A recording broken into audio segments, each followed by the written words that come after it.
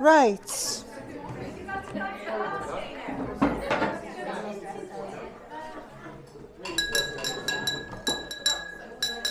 Okay.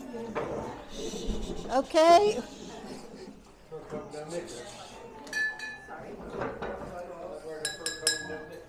Hello, everyone.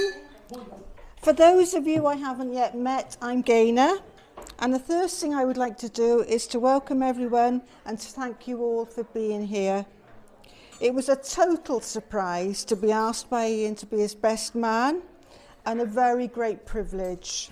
And I am truly delighted to be here with you all today. Ian and I have been friends since the age of 7, when I joined his class in Llwyncryn Junior School, and it's hard to believe now that was actually 50 years ago. Our friendship began with sharing paints and listening to our teacher, Mrs. Coombs, read to us. Stories that came to shape our lives, including great literary works such as Stig of the Dump. We spent our teens together in Bryn Celyn Comp School, occasionally learning, but more often than not discussing the meaning of life and going to discos. At 18, Ian left home and set off to university to study philosophy. Ian has proved to be a devoted father to his beautiful daughter Lauren, and Ian is also a very gifted musician, having played in bands all over the world. Ian, you are a very dear friend, and I feel honoured to have you in my life. And I know, Louise, by now, you and your family will also have discovered what a wonderful man he is. Three years ago, Ian invited Bob and I out to meet his new girlfriend, Louise, and that's when we met you, Louise. I knew straight away he'd met somebody special. As we left the pub, Lou said, and I know it wasn't the drink talking, buy yourself a hat. I love Ian and I'm going to marry him. Well, Louise, you've got your man. Louise, you look absolutely gorgeous today, and Ian must be thinking what a lucky man he is. Most of you here have known Louise for a lot longer than me. It's obvious that she's surrounded by many loving relationships, including those with her family. Her son Kieran, her mum Pat, her brother Richard, and her much-loved extended family. Louise also has many loyal friends, including Gemma and Kim, who are here today. I've learned that Lou has a great enthusiasm for the outdoors, and she throws herself into everything. From looking after a horse, Arthur, and dog Cara, to camping out with her brother Richard, Kirsty and their family. In fact, Lou is so full of enthusiasm for the outdoors that only last month she threw herself into the River Taff. It was a heat wave. It was a heat wave. Louise has shown great commitment to her nursing career, which has not been easy during this pandemic. According to Ian, there's one other thing that Lou does exceptionally well that always puts a smile on his face. Cooking. Cooking. Really? All of these things prove to me that this wonderful, warm, caring and fun lady will make the perfect wife for Ian. And I'm delighted to say that I've never seen Ian so happy.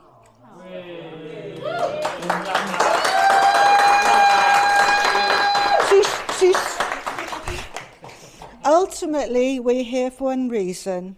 It's to celebrate how Ian and Louise feel about each other and to confirm their commitment to each other. It's also a chance for us, the family and friends, to show how much we all care about them, both as individuals and now as a married couple. Ian, it seems to me after 57 years, you found your answer to the question, what is the meaning of life? And it's not 42. It is to love and be loved.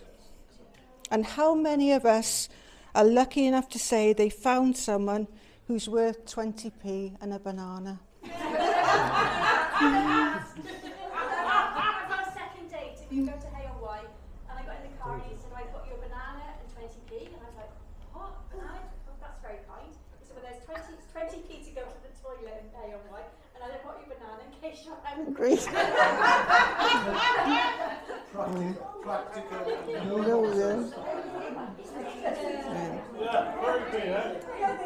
Right. There's someone here who is very important to Ian and Louise who would also like to say something. So if I could hand over now to Kieran. Okay. Can you pass Could you put that in? The passing of the pom-pom. First of all, I would like to say thank you all for being here today and celebrating the marriage of Mr. and Mrs. Mansell Williams.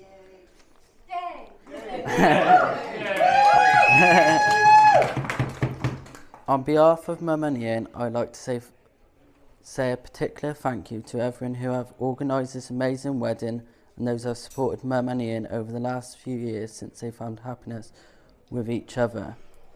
But the person I would like to say the biggest thank you to is one very special lady, my granny. She has been a rock for Mum and I, and we both love you so much. We all miss Grandad, and I know he would have loved to be here, but he'd be proud of Mum and Ian, her husband. Ian, I am proud to call you my stepdad. Your kindness, support, and love for Mum and the rest of the family is really appreciated. Mum, thank you for being a supportive, caring person. Not only my mum, but you're my best friend. But now you're married, does the shoes and handbag tradition stop? Or don't you have enough yet? So can we all raise a glass to Mr. and Mrs. Mansell Williams?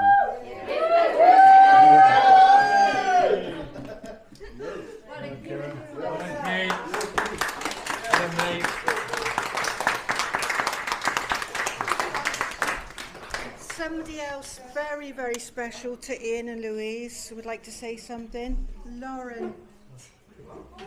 Let me just put the jacket on. I'm feeling a bit chubby after 3-4 milk. Thank you.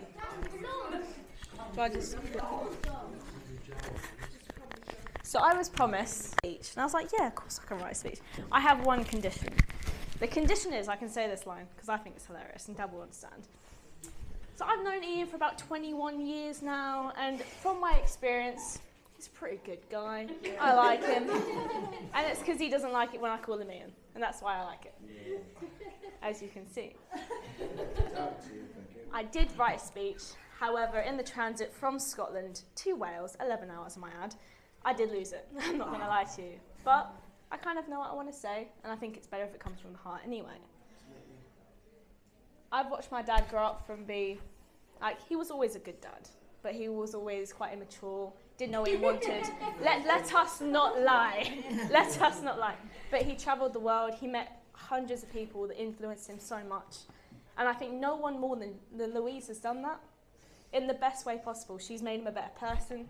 She's made him more caring, more kind, more empathetic as well. And he's always been a very emotional person. We all know this. There's so much I love about my dad and so much I respect about him, more than he will ever really know. Before he cries, before I cry, he's the most intelligent person I've ever met. And he has a capacity for goodness that is unrivaled and unmatched. When I first met Louise, because I'm going to try and keep it light, she met me when I was in West Wales, which is the country of my lovely aunt. And we had just gone to a distillery. It was beautiful. There was cucumber gin and so much cheese. So much. Prince Charles had been there. It was a great day. And Louise decided that the day that I was 16 and wanted to drink lots of cucumber gin was the day she was going to meet me, naturally. So I had this cucumber gin, and being an English lit student, which I am, which Audrey is, I started to just quote Shakespeare. And I thought that was really funny. So I thought that it would be very fitting if I bring this into my speech now. That from my favourite play, love sought is good, but unsought is better.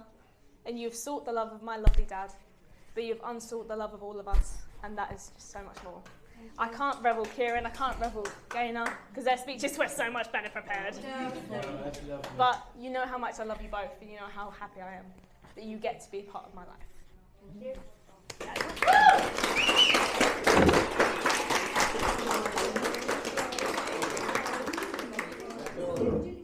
Huh? Oh, sorry. Did you want to say something? No?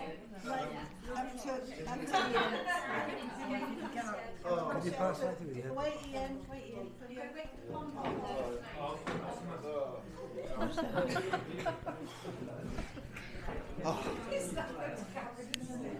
I hate you for that. Don't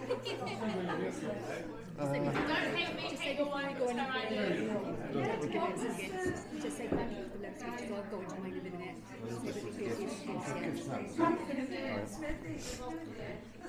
Yo, testing 1 2 1 2. Right, okay. First thing I need to announce is that we have some gifts that we need to hand out to various personnel.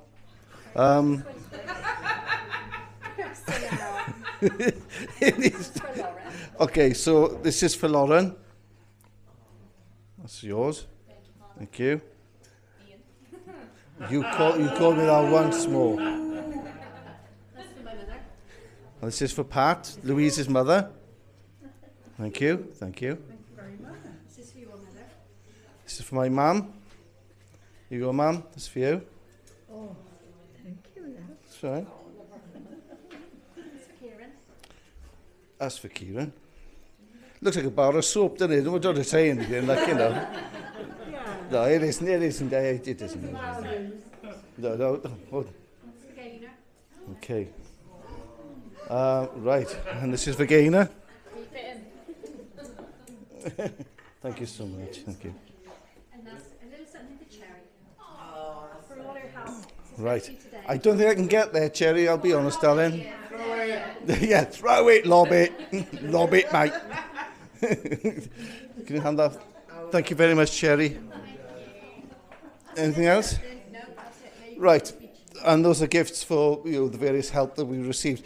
I mean, basically, you know, this isn't like rocket science unless you're in NASA, in which you'd be saying, well, look, it isn't rocket. Oh, yeah, it is. Well, anyway, so I'd like to thank everybody for turning up to this wedding. This wedding was designed to be a little different to every other wedding, insofar that, number one, we wanted only the people that actually gave a monkeys whether we lived or died to come. Okay? Right? Just people that cared about us. Now, as you can see, it's all Louise's family. Now, which I consider harsh, but very fair. It's a wedding, don't worry about it. And I'm extemporising, by the way. I'm just making this up off the top of my head. So, yeah, go for it. Go for it. I want you to run and make that speech. So, yeah. Yeah, so, look, thanks ever so much from the bottom of my heart to every single one of you. It really means everything to me and Louise. It really does. So, I mean, she said you're going to do a speech, but see, what you've got to understand is Louise's voice, that's not actually Louise's voice. That's the voice she gives you when she's talking to you. Her voice has been developed from watching hours, and I mean hours and years of EastEnders. So when she's at home, she said to me, she was at home, shit, rot, mate, shit, rot. Whatever you do, mate, don't be yourself. It's a fair comment. Now get out of my throat specialist reception area. Yeah, exactly. Right, so there it is. That's essentially it, okay? So thank you so much. It's been an absolutely fantastic day. I couldn't wish to be with a better woman than Louise. I really couldn't. You know? It's an honour to be here with these both. And the honour is mine as well. Thank you so much. right? This doesn't mean to say you're on my tab for a free pint, by the way. So, you know, let's calm that down right away. But no, thank you so much. Yes. Oh, raise a glass. Well, I could raise a glass, but I could tell you when I first met her. I first met her in Tehran. It was in a discotheque in Tehran. It was like a 70s and 80s retro disco in Tehran. And she was there with her friends going, Iranian men. Woo, hallelujah, Iranian. Oh, okay. So, yes. No? Okay. Tough crowd, is it? No one gets that. Oh, I can feel the ice coming towards me. Okay. Oh, yeah. Tumbleweed. Tumbleweed. All right, okay. Raise a glass. To whom am I raising a glass to? Us, is it? Does everyone, isn't it, really? Did you make that up yourself? No, that's Milton Jones, to be fair. 'Cause I was going to do this whole thing. Sorry, Martin, but sorry, man. I'm off on one again. I was doing this whole thing about 1780s retro disco, so I said to her, I only have eyes for you. And she said, at first, she was petrified. She was afraid. And then one of her friends said, well, he's just a poor boy from a poor family. Spare him his life from his poor society. Yeah, so, but I'm not going to do that because I've alienated everyone, which is nothing personal. It's just you don't like me. It's just that's the way it is. So I'm going to raise a glass. I'm going to stop now. Oh, all right, calm down. Do you know what? You've been on my back all day. Raise a glass to everybody. Yeah, I'm going to raise a glass to all of us. All the beautiful human beings here. Yes. To Louise, the best part of me. Right, you going to say to me? No. No.